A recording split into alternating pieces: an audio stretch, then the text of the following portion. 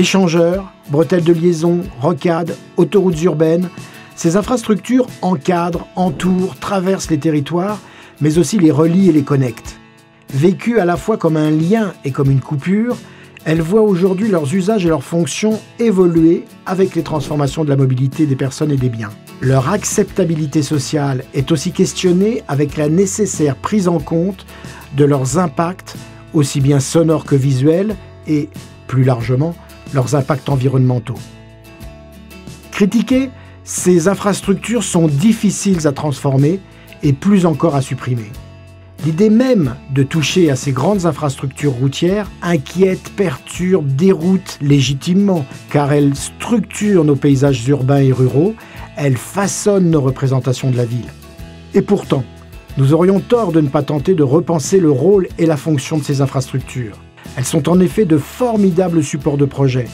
Projets de transport, bien entendu, par leur consistance même d'infrastructure, projets urbains avec leur qualité topographique et typologique indéniable, et projets même de société par une autre conception de nos mobilités. Elles peuvent en effet répondre davantage aux besoins de mobilité si on réussit à faire d'elles de véritables supports de transport en commun.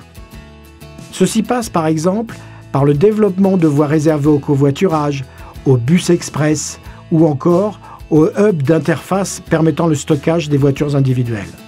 Plus qu'un simple support des mobilités, les voies rapides constituent donc un actif précieux sous-utilisé.